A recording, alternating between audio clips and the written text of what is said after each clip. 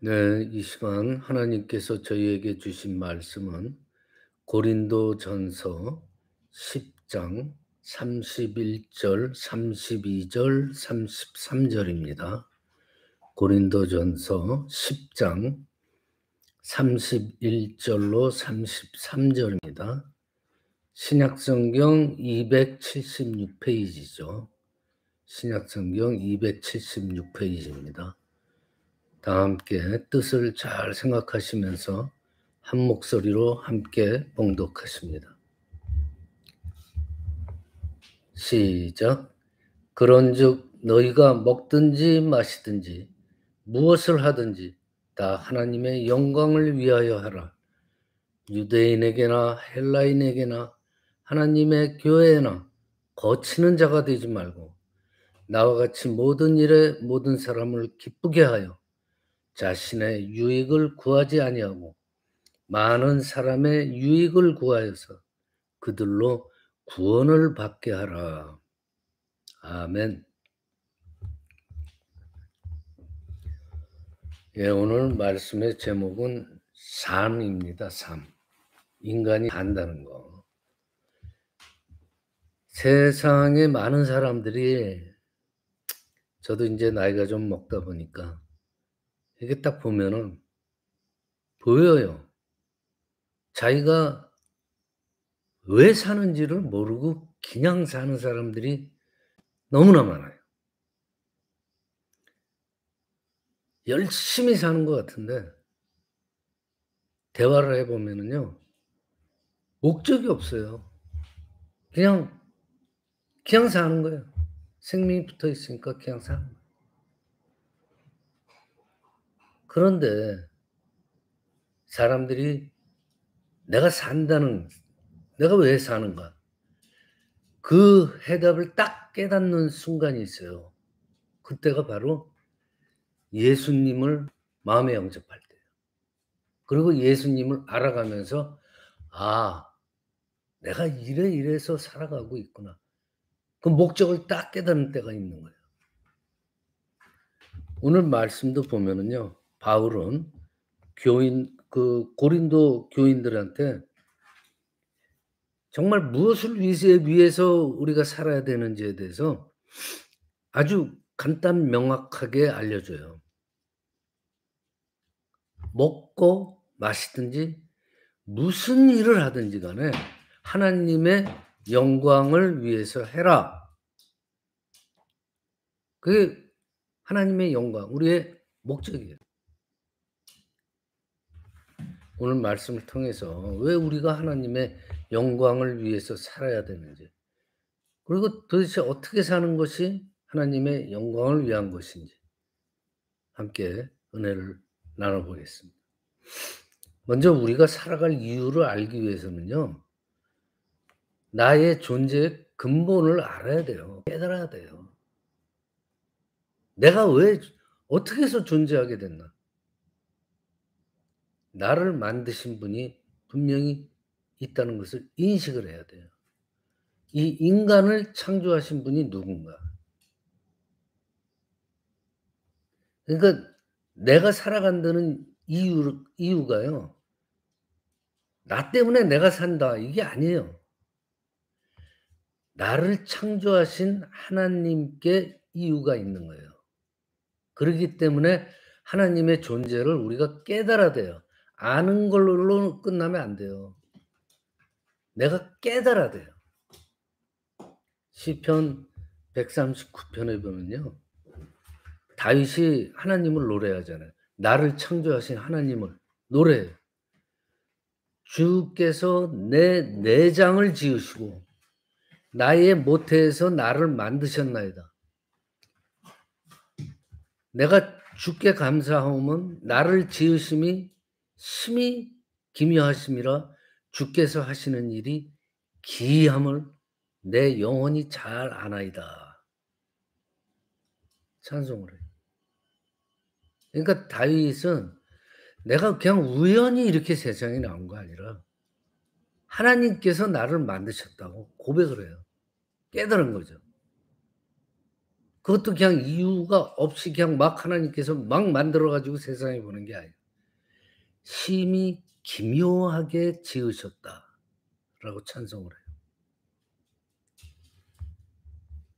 하나님이 나를 창조하심을 알지 못한다면은요, 내 삶의 이유도 당연히 알지 못하게 돼요. 그렇잖아요. 그냥 살게 되는 거예요, 그냥 아무 생각 없이. 단세포 동물이 진화하다가 우연히 물고기가 되고 원숭이가 되고 사람이 됐다. 그렇게 진화론 자들은 우리들을 그렇게 표현을 하죠. 그냥 생명이 있으니까 그냥 살아간다는 거예요. 그런데 하나님을 만난 이들은 살아가는 이유를 알게 돼요.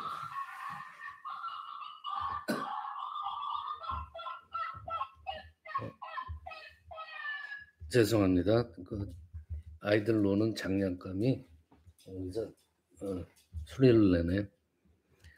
자, 이 진화론자들은 우리가 그냥 우연히 어떻게 생겨나 가지고 그렇게 그냥 산다. 그냥 우연히 만들어진 삶에 초점을 낸 거예요. 그러니까 생명이 있으니까 그냥 살아간다는 거죠. 그런데 하나님을 만난 이들은 살아가는 이유를 알게 돼요. 아브라함이 하나님을 만났을 때 자기 자신의 삶의 이유를 알았어요. 야곱이. 또 그러고 모세가, 다윗이, 베드로가, 바울이 하나님을 만났을 때에 비로소 내 자신의 삶의 이유를 알고 그전하고는 다른 삶을 살게 되잖아요. 하나님이 우리를 지으신 분임을 믿는 사람들은요, 그 삶의 목적 또한 하나님의 영광을 위해서 지음을 받았다 하는 것을 믿어야 돼요. 하나님께서 이 세상을 창조하실 때 모든 피조물들한테 존재의 이유를 줬어요. 나한테도 줬고. 깊은 산속에 정말 조그맣게 홀로 핀 꽃, 정말 어떤 사람도 들어가서 봐주지 않는 그 풀꽃, 그 존재가 무의미해 보이죠? 그런데 그렇지 않아요. 하나님께서는 그 꽃도 보고 계세요. 그 꽃은 또 하나님께 영광을 돌리고 있는 거예요. 그 존재 자체로. 그런 걸 생각하면은 아무것도 아닌 정말 흙으로 우리를 만드셨다 그랬잖아요. 흙으로 우리를 만드셔 가지고 하나님의 영광을 드러내는 도구로 사용한다는 것 자체가 생각해 보면 다윗이 말한 대로 심히 기묘하다는 거예요. 그렇다면은 하나님께 영광을 돌리는 삶이라는 게 무엇인가? 마태복음 5장 16 절에 보면은요. 이같이 너희 빛이 사람 앞에 비치게 하여서 그들로 하여금 너의 그 착한 행실을 보고 하늘에 계신 너희 아버지께 영광을 돌리게 하라 이거예요. 하나님께 영광 돌리는 방법이 여러 가지죠. 하나님께 예배드리고 찬양하고 경배드리면서 그래서 영광을 돌립니다. 그리고 사회적으로 열심히 살아 가지고 성공한 사람이 돼 가지고 사람들 앞에서 "이 모든 영광을 하나님께 돌려드립니다." 하면서 하나님께 영광 돌리는 방법이 많이 있어요. 그렇지만 그렇게 거대하고 장엄한 게 아니에요. 하나님께 영광 돌리는 것은 아주 그냥 사소한 것부터 일상적인 일상이 돼야 돼요. 일상의 우리들의 삶을 통해서 하나님한테뿐만 아니라 사람을 상대로 정말 선한 일을 일상생활에서 실천할 때 그 조그만 일로 인해서 하나님께서 영광을 받으신다고 그러잖아요. 그러니까 뭐 거대하게 생각할 거 없어요. 하나님께 영광을 돌린다. 거대한 개념이 아니에요. 사람들한테 친절하게 해 주고 위로해 주고 화날 일이 또 있어도 참고 부드럽게 나가고 가난하고 약한 자들을 도와주고 또 그들을 위해서 기도하고 이런 모든 일들이 하나님께 영광 돌리는 거예요. 바울은요. 이제 먹고 마시는 문제뿐만 아니라 행하는 모든 일의 근거를 하나님의 영광을 위해서 하라 그럽니다. 그리고 하나님의 영광을 위해서 행하는 일이 어떠한 것인지 구체적으로 얘기하고 있잖아요. 오늘 본문에 먼저 바울은 뭐라 그래요? 거치는 자가 되지 말아라. 우리 성도들은요. 뭐가 자꾸 거치장스럽고 거치는 일이 있을 때 그것을 거치는 그냥 나를 방해하는 돌이라고 생각하지 말고 그걸 밟고 디딤돌로 삼을 수 있는 그런 신앙의 자세가 있어야 돼요. 그리고 지혜로운 성도님들은 어떻게 해요? 나를 거스리는 나 정말 거치는 사람들이 딱 내 앞에 오게 되면 더 그걸로 인해서 그 사람으로 인해서 더 성숙한 신앙의 단계로 도약하기 위한 디딤돌로 삼잖아요. 이것이 하나님께서 거치는 사람들을 우리 앞에 두신 이유이기도 해요. 그러니까 서로에게 거치는 자가 되지 않기 위해서 힘써야 돼요. 어떻게 해요? 겸손한 마음으로 받아들이면서 거기서 더 배우는 거예요. 신앙적으로 한 단계 올라간다는 거죠. 그러면 하나님께서 영광을 받으신다 이거죠. 그리고 바울은 모든 일에 모든 사람을 기쁘게 하고 많은 사람의 유익을 구해라라고 합니다. 사람이 서로 상대방한테 거치는 자가 되지 않기 위해서는요. 반대로 뭐 어떻게 돼야 돼요? 서로 기쁘게 해 줘야 돼요. 그러니까 상대방한테 어떤 유익을 주고자 하는 의지가 있어야 됩니다. 사람들은요. 어떤 일을 할 때 나 자신부터 생각하잖아요. 내 기쁨이나 내 이익을 먼저 생각해. 그건 뭐 어떻게 보면 당연한 일이에요. 그런데 우리가 생각해야 할 것이 뭐냐면은 과연 그것이 하나님한테 기쁨과 유익이 될 수 있냐 이거죠. 그걸 살펴봐야 돼요. 만약에 나도 기쁘고 하나님도 기쁘고 다른 사람도 기쁘게 된다면 모두에게 유익이 된 일이라면은 정말 그거는 가치가 있는 거죠. 하나님께도 영광이 되고. 그러니까 우리 교회 성도님들 우리 교회도요. 다른 사람들의 기쁨과 유익을 관심을 가져야 돼요.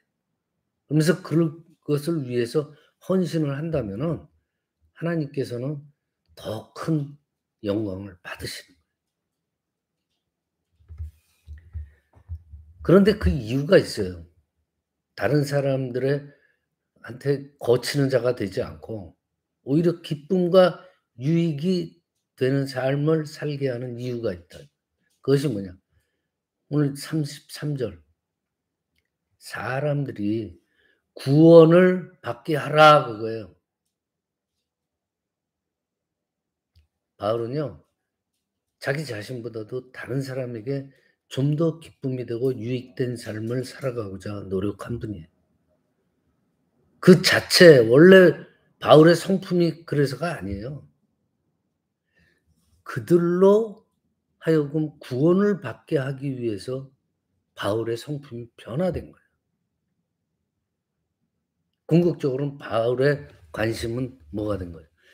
다른 사람들도 구원을 받게끔 한다는 게 바울의 관심거리였어요.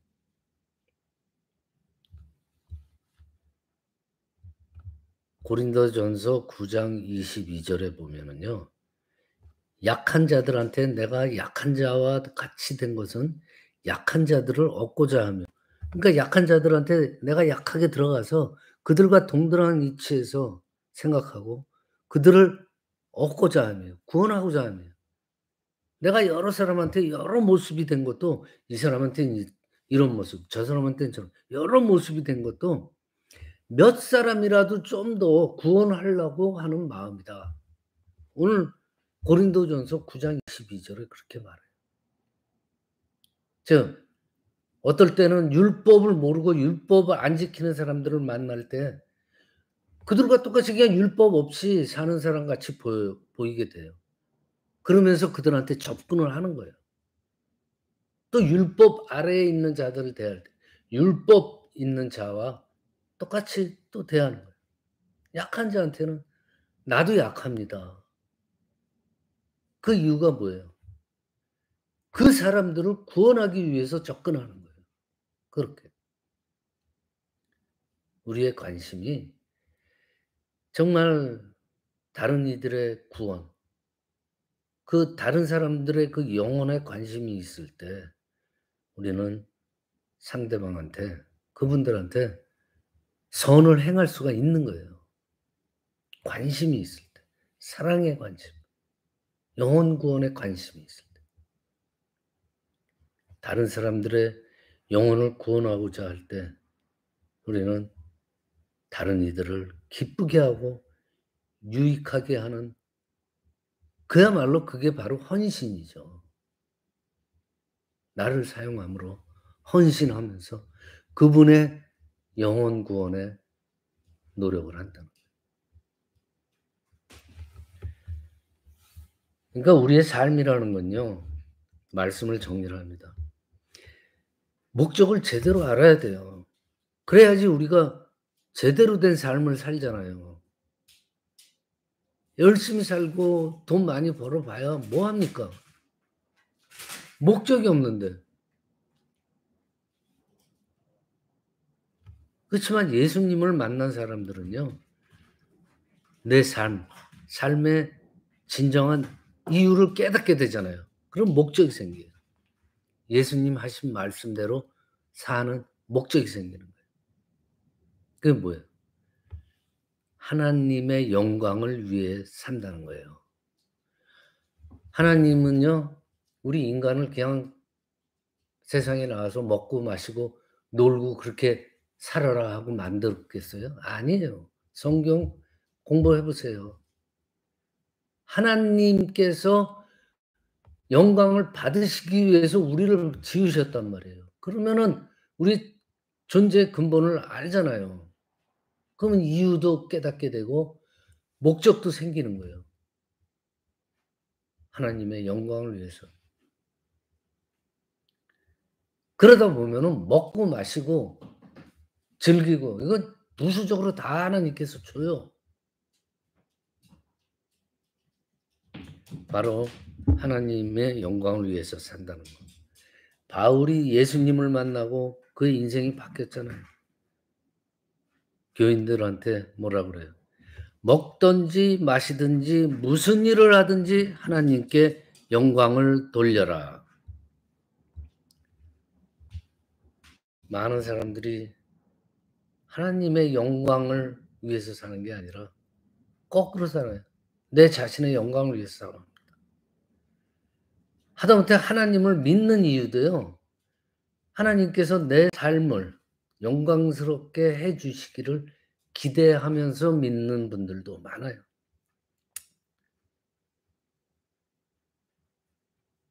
그렇지만 하나님께 영광을 돌린다는 그 참뜻이 막연하고 그렇게 들릴지 몰라요. 그렇지만은 뭐 대단하거나 뭐 장엄한 게 아니에요. 뭐 예배 잘 드리는 그것만도 아니에요. 아까 말씀드린 대로 일상적인 삶 속에서 다른 사람들한테 사랑을 베풀고 선한 일을 행할 때에 하나님께서는 영광을 받으세요.